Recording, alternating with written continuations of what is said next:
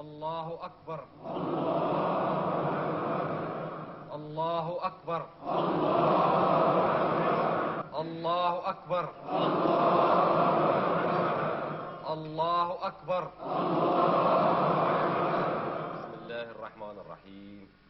الحمد لله رب العالمين الرحمن الرحيم مالك يوم الدين إياك نعبد وإياك نستعين اهدنا الصراط المستقيم صراط الذين أنعمت عليهم غير المغضوب عليهم ولا الضالين.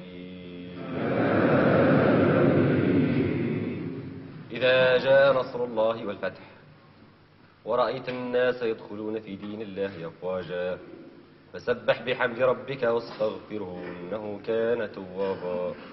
الله أكبر.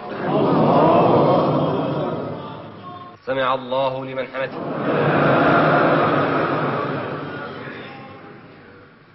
الله أكبر.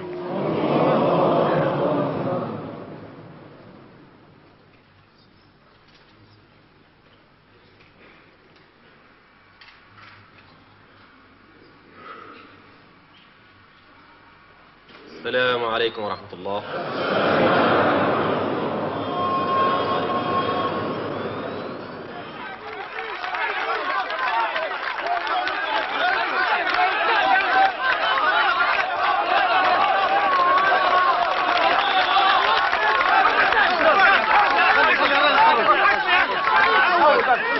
رجلك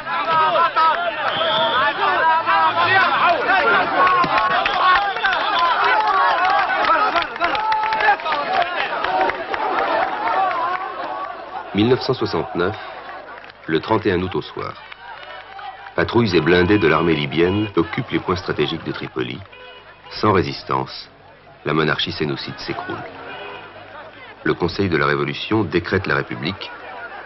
Les membres de ce conseil sont issus du mouvement des officiers unionistes libres que dirigeait Mouammar Kadhafi. Le président Nasser, lors d'une réunion publique à Benghazi, présentait Mouammar Kadhafi en ces termes. C'est lui le porte-drapeau du nasserisme et le rénovateur de la jeunesse de la révolution arabe. Le colonel Kadhafi a souvent répété qu'il n'était pas fait pour porter le manteau du nasserisme. Il est vrai cependant qu'il considère la révolution libyenne comme la continuation de la révolution égyptienne de juillet 1952. كانت الثورة أصيلة وكانت ثورة إنسانية يتأكد معناها يوم بعد يوم. Cette révolution a apporté la liberté au peuple libyen, mais elle n'est pas seulement nationaliste. Elle est aussi pan-arabe, en œuvrant pour l'unité arabe et en contribuant à sa prospérité. De plus, elle est mondiale et ne se referme pas sur elle-même. الحرية برضو اللي احنا نضعها في أول أهدافنا وشعاراتنا. Nous entendons par liberté celle de l'homme et de la patrie. L'homme doit nécessairement se libérer des liens qui l'assujettissent. Il doit se libérer politiquement de toute tyrannie, telle la tyrannie exercée par la royauté déchue, et de tout colonialisme, tel celui concrétisé par les bases étrangères qui étaient implantées en Libye. يتحرر من الاستعمار الأجنبي كالقواعد اللي كانت موجودة. Le premier acte politique du nouveau régime est l'ouverture de négociations pour obtenir l'évacuation de ses bases, américaines et anglaises. À l'ambassadeur des États-Unis qui demandait que les négociations aient lieu loin de la foule, le commandant Djeloud qui dirige la délégation libyenne répond « Ces cris qui vous gênent nous inspirent ».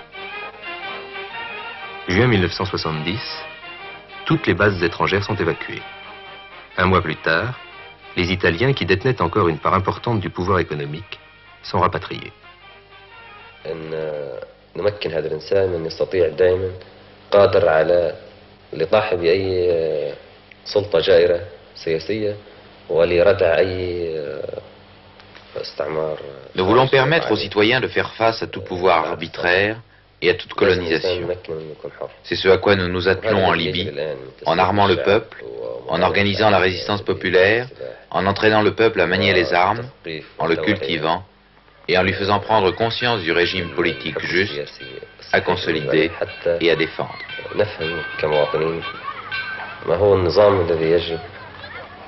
نحافظ عليه. دوري عايزة بالهلبة مسافة دوري مسافة اخبط بالهلبة دوري أبا ايدك جنبك مشدودة تعرف مفروض صباح الخير يا أطفال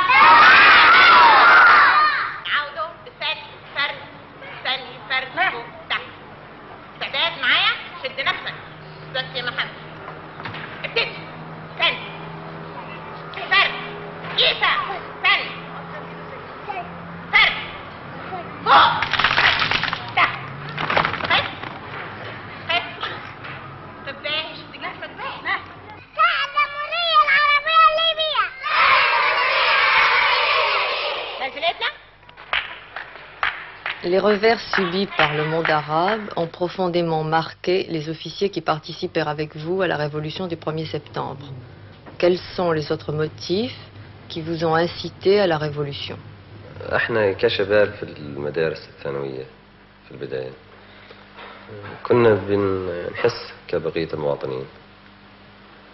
En fait, si nous avons dès la fin de nos études secondaires constitué le mouvement des officiers unionistes libres, c'est que nous étions préoccupés non seulement par les événements qui secouaient la nation arabe, mais aussi par la situation en Libye, dont les ressources étaient pillées et où s'implantait le colonialisme, le sous-développement et la déchéance.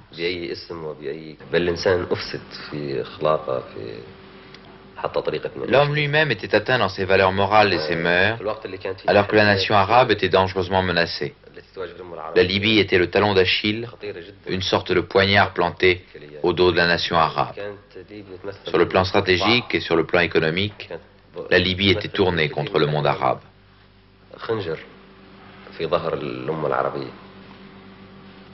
فكانت حتى موقعها استخدم ضد الأمة العربية وثرواتها استخدموا ضد الأمة العربية. وبالنسبة للاقتصاد القومي فعلا ما كانش فيه اقتصاد، كان في فوضى قبل الثورة. Aujourd'hui, nous pouvons parler d'économie nationale, mais avant la Révolution, cette notion ne correspondait à rien. C'était l'anarchie. En 18 ans, 3 millions de dinars seulement avaient été dépensés pour l'industrie. Notre plan prévoit pour les 3 années à venir un investissement industriel de plus de 130 millions de dinars. Vos possibilités d'investissement viennent bien sûr du pétrole. Vous êtes le 2e pays exportateur et cela a représenté l'année dernière 2,5 milliards de dollars, 99-96% de vos exportations.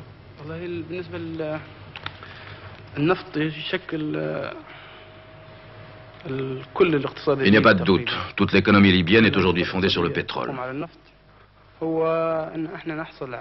Notre objectif est d'obtenir sur le marché mondial les prix les plus élevés afin de pouvoir construire une économie diversifiée.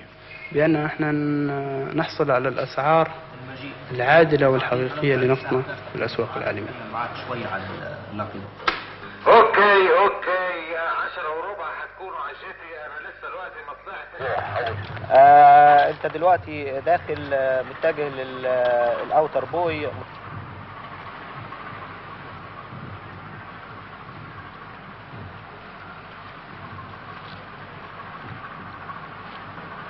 بتعمل ايه دلوقتي؟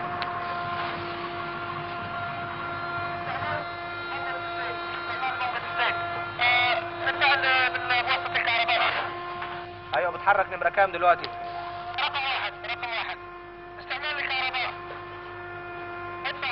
Les accords de Tripoli, signés en mars 1971, ont permis à la Libye de doubler ses revenus pétroliers, bien que le gouvernement ait imposé une diminution de 30% de la production afin de protéger ses réserves. Cette politique de rétention est accompagnée d'un important effort de prospection. Pour accroître ses réserves pétrolières, le gouvernement libyen poursuit 3 objectifs. Premièrement, il pousse les compagnies à augmenter leur budget de prospection. Deuxièmement, la Société nationale des pétroles libyens reçoit les moyens de mener les recherches dans les zones qui lui sont allouées. Troisièmement, une nouvelle formule d'association est mise en place qui n'a rien à voir avec l'ancien régime des concessions. Dès le départ, participation de la Société nationale libyenne à 50% dans le capital, la recherche et les profits. Un premier accord de ce type a été signé le 30 septembre 1972 entre la Société nationale des pétroles libyens et la société italienne Eni. Par sa participation de 50% au capital, la Libye impose dès aujourd'hui ce que les autres pays producteurs ne doivent obtenir, selon les accords de New York, qu'en 1983.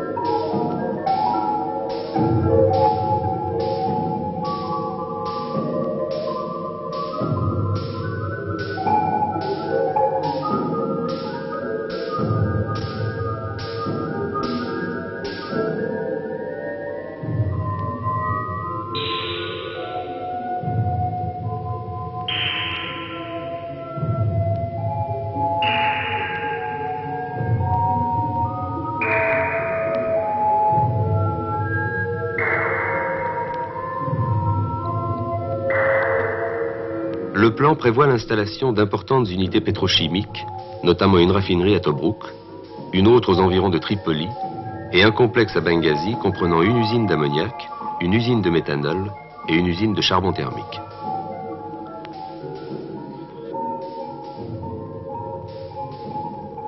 الهدف الأول اللي هو تنويع مصادر الدخل القومي. Notre politique industrielle vise aussi à augmenter en dehors du pétrole les ressources nationales par la prospection minière.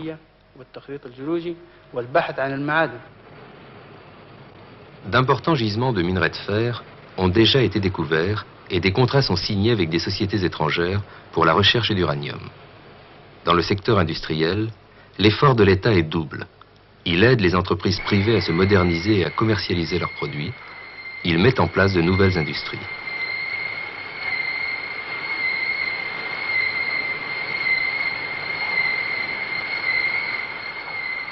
Pour permettre ce développement industriel, 3 organismes ont été créés. Le Centre de recherche industrielle dirige les études économiques et techniques. L'entreprise générale pour l'industrialisation élabore les plans de développement et veille à leur exécution. La banque industrielle est chargée des investissements. L'essentiel des prêts accordés par cette banque va à l'industrie alimentaire, ce qui traduit l'une des préoccupations majeures du gouvernement libyen, couvrir les besoins de consommation de 2 millions d'habitants pour être moins tributaire de l'étranger.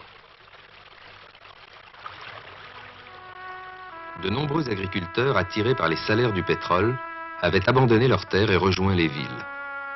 Le gouvernement libyen s'est fixé pour tâche de reclasser ces déracinés. Dans un premier temps, il a distribué les terres des colons italiens. Grâce aux revenus pétroliers, il entreprend maintenant une politique de rénovation. De grands travaux d'irrigation permettent la création de nouvelles terres arables.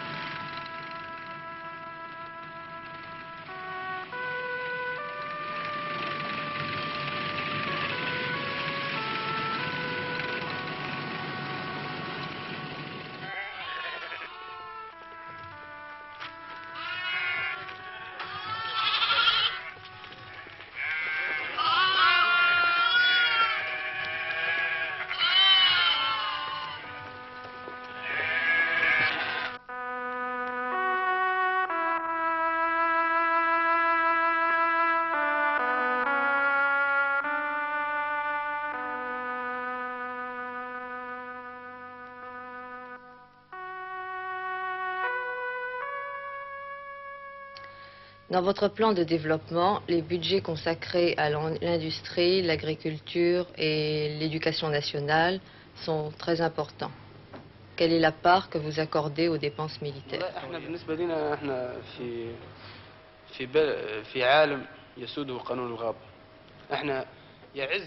C'est un autre problème qui nous préoccupe également.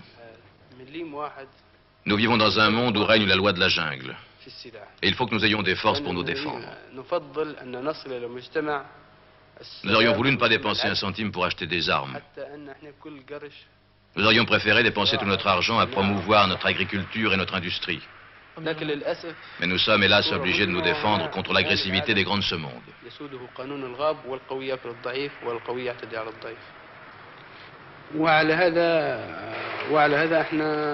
C'est pourquoi, en même temps que nous construisons l'homme et notre économie, nous voulons construire une force militaire pour nous défendre et pour soutenir les peuples encore sous le joug de l'impérialisme, ainsi que les mouvements révolutionnaires dans leur lutte contre le colonialisme. Nous voulons la paix et soutenir les pays qui aiment la paix. Nous avons des principes. Nous voulons défendre nos principes, notre vie et notre peuple.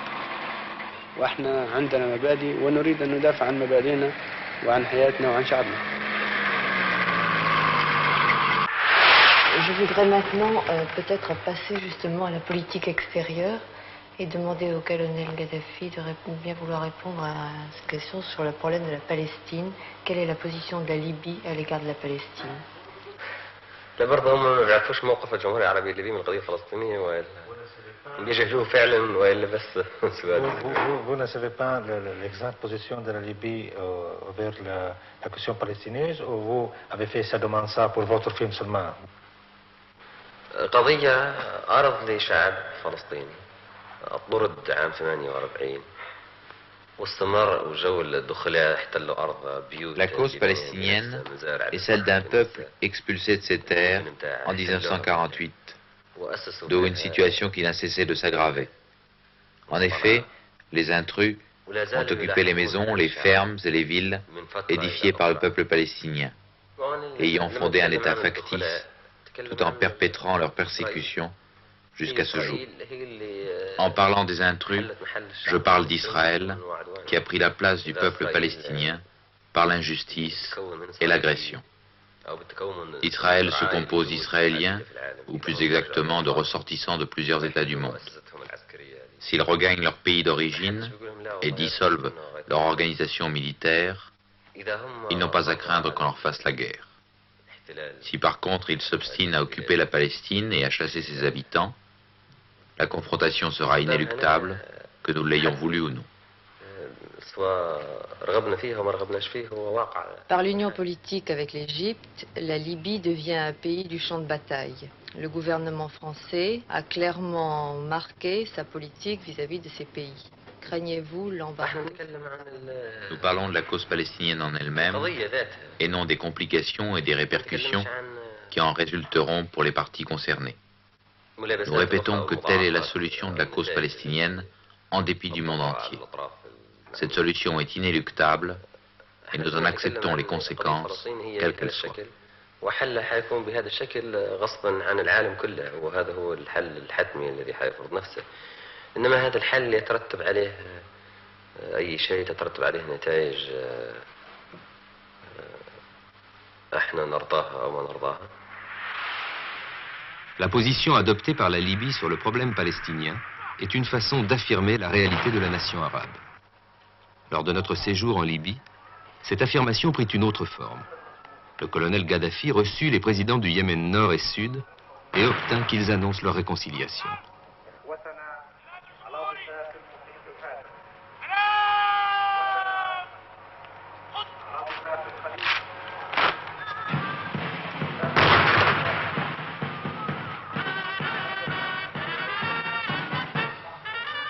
Dès les premiers jours de la Révolution, le panarabisme du nouveau régime avait été clairement défini. Il passait par l'union avec l'Égypte. Le colonel Gaddafi avait proposé cette union au président Nasser, qui fit savoir que les conditions n'en étaient pas réunies.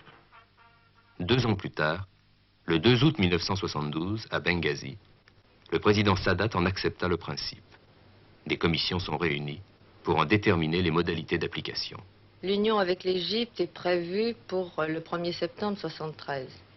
Pourtant, l'opinion publique demeure sceptique. N'êtes-vous pas trop optimiste?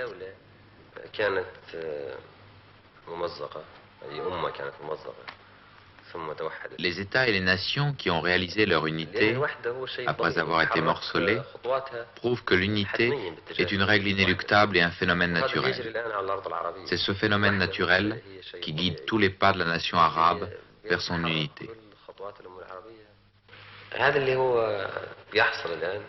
Les conséquences de l'unité de la nation arabe ne pourront être appréciées que dans plusieurs générations. Et seule l'histoire de la nation arabe permettra de juger l'importance de cet événement.